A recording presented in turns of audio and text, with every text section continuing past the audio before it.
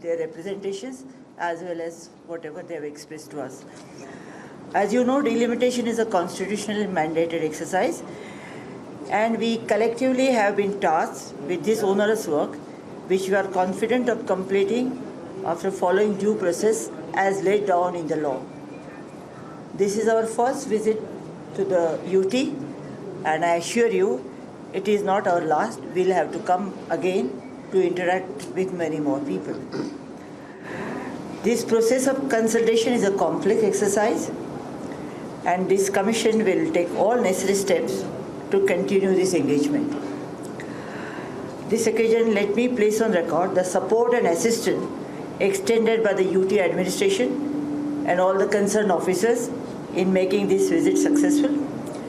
We acknowledge the active participation of all the political parties at Srinagar, Jammu, Anantnag and Kishtwar where we went, and all the DOs and their teams, all of officials facilitated this exercise. As usual, media has been a great support in creating a conducive environment for this process. Lastly, let me thank the Chief Electoral Officer of the UT in putting everything in place for this visit. Now I will request my esteemed colleague, Honorable Chief Election Commissioner, Sri Sushil Chandra, to brief you on the process, delimitation process. Honorable Chairperson, Justice Desai, my colleague Honorable Mr. Sharma, State Election Commissioner, and all the friends from media. The delimitation is a complex exercise, but an electoral democracy must perform it periodically to fulfill the requirement of territorial representation. And our Constitution envisages that. Jammu and Kashmir has a long history of delimitation. In 1951, the then state was having 100 seats as delimited by the Delimitation Committee. 25 of these seats were for POJK. However, first full-fledged delimitation commission was formed in 1981, which could submit its recommendations after 14 years in 1995. And it was based on 1981 census. Thereafter, no census had taken place. No delimitation has taken place. In 2020, this delimitation commission was constituted to carry out the exercise on the basis of census 2011 as per section 62 of the Jammu and Kashmir Act 2019. That is the last available census, and with the mandate to add 7 more seats in the UT and ST seats were also to be provided. The Delimitation Act 2002 provides the manner of this process. Honorable Supreme Court in its judgment held that delimitation is not a mere mathematical exercise. We can't do on the tabletop. It must reflect the political aspiration of a society bound by geography and different topography. As per Section 14(4) of the Jammu and Kashmir Reorganization Act 2019, it is very clear that 24 seats in the Legislative Assembly of Union Territory of Jammu and Kashmir shall remain vacant and shall not be taken into account for reckoning the total membership of the Assembly. And the said area and the seats shall be excluded in delimiting the territorial constituencies as provided under Part 5 of this Act. Section 61 of the Jammu and Kashmir Act 2019 also specifies the number of seats to be reserved for the scheduled castes and the scheduled tribes in the Legislative Assembly having regard to the relevant provisions of the Constitution. This is the first time under this Act that the seats will have to be provided to the scheduled tribes also. In determining these matters, the Commission shall have regard to the following provision, namely, all the constituencies shall be single-member constituencies. All constituencies shall, as far as practicable, be geographically compact areas.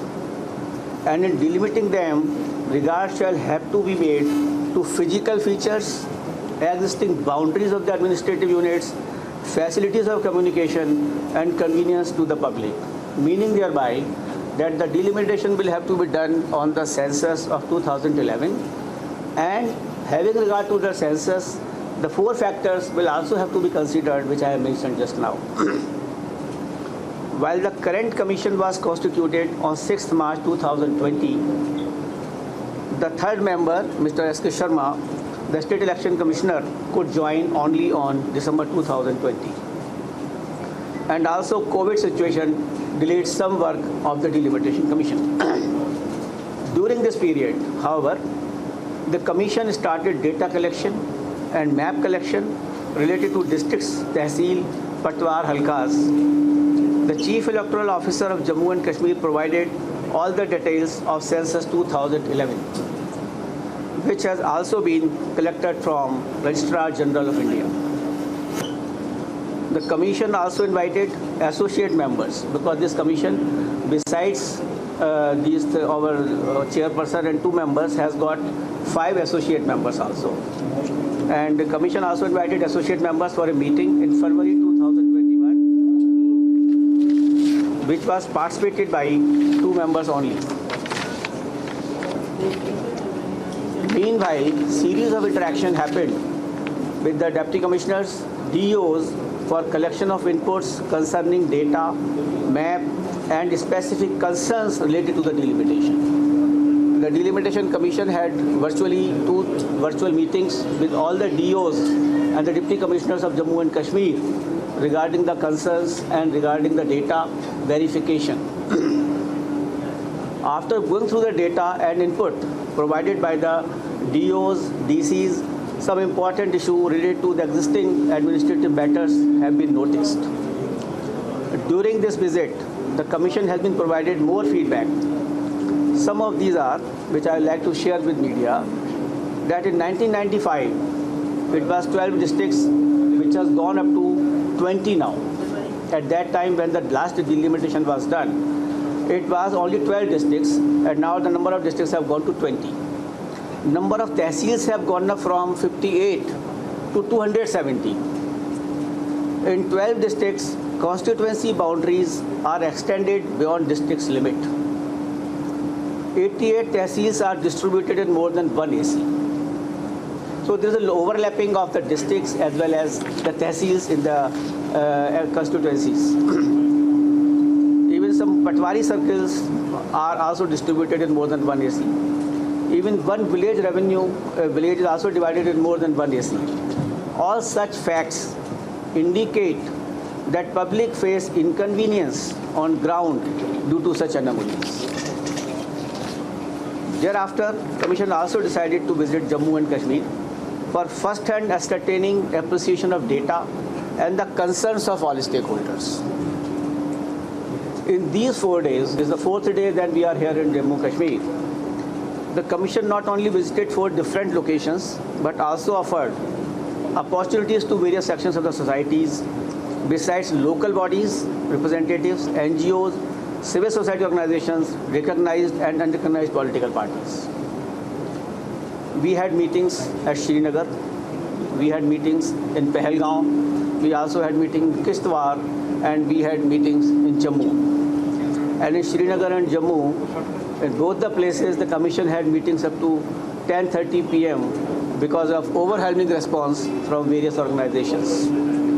The Commission met more than 290 groups of the people, including recognized political parties, registered parties, local bodies, civil societies, and these groups of 290 groups were consisting of something around more than 800 persons.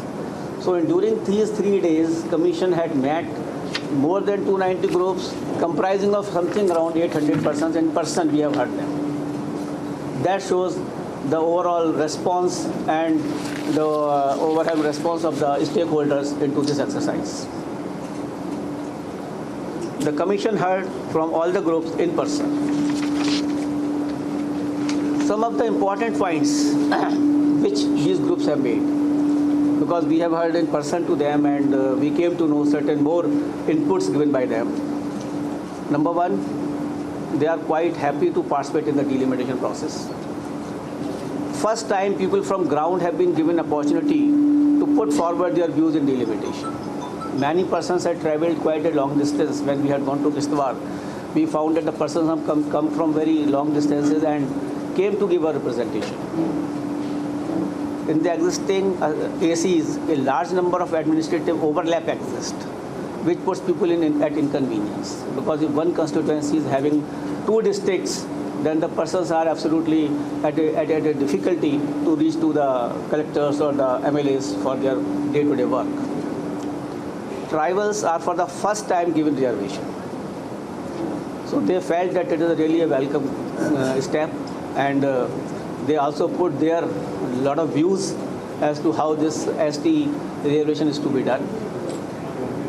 Difficult terrain in some districts was not acknowledged in earlier delimitation, because many persons are living on a very difficult terrain in hill areas and all, and they informed to the commission that their problems and difficulties were not acknowledged by the earlier commissions. Though population is to be the main criteria for the delimitation, but attention must be given to geographical compactness, topographical difficulties, communication challenges, and the public conveniences. This was also requested by various groups who had come from a different topography and the geography to meet the commission. Some groups demanded reservations for specific communities, and the groups also.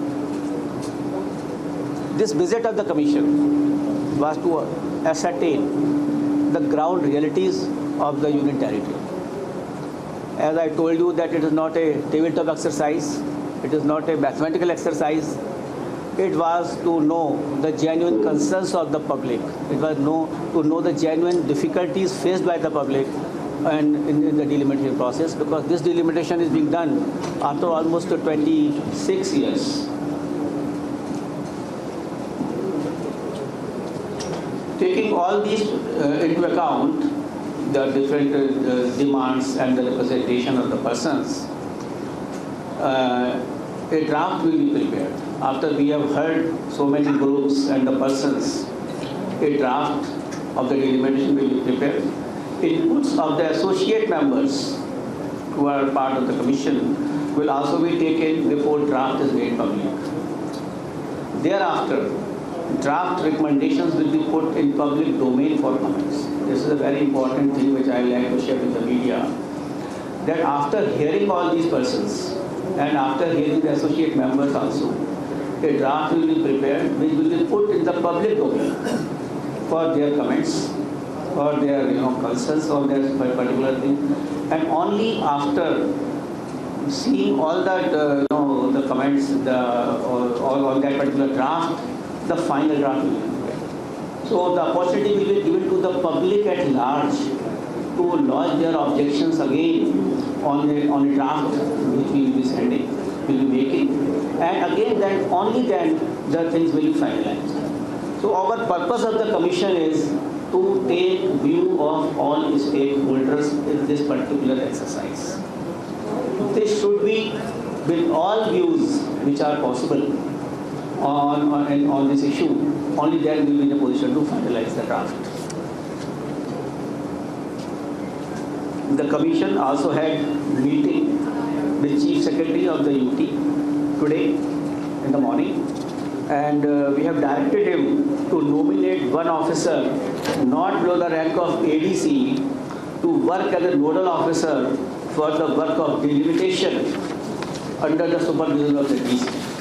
So that if a person is required still now to give some suggestion, if they want to give some information on the delimitation, they can submit their memorandum, they can submit their representation to that nodal officer, and by the evening this will be finalized that who is the nodal officer in the office of the DC, and that will also be communicated, the representation will be communicated to the delimitation commission for its consideration.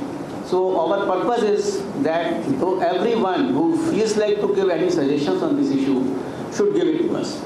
They can also send their suggestion directly to the Secretary Delimitation Commission, and because we have visited so many persons, we have met so many persons, still if some more persons want to give suggestions, they are most welcome, and they should give to the nodal officer or to the commission directly. And the commission will definitely examine all the representations which are coming to them. Despite unprecedented pandemic, our work has gathered pace. With the support of all the people of UT of Jammu and Kashmir, we are sure to complete the delimitation process in fair, transparent and judicious manner. This will be very fair and transparent, that we can assure. We once again thank the people of the UT for overwhelming response during these 4 days. I also, on behalf of the Commission, thank the media present here at Jammu and virtually from Srinagar for patient hearing, dissemination of information for the people at large, and constant support in this constitutional exercise. You have got a very important role in this, and to disseminate information to the person and to the people regarding the delimitation. Once again, I thank a lot. Thanks to all of you who have come here and gave me a chance to for a proper hearing on this issue. And our all three members, Honorable Justice Desai, Mr. Sharma, who is the State Election Commissioner, and the Chief Electoral Officer of our state, Mr. Desh, they will always be ready for any suggestions, any concern to understand and to take their views in the delimitation. Thank you once again. Will you be able to take in a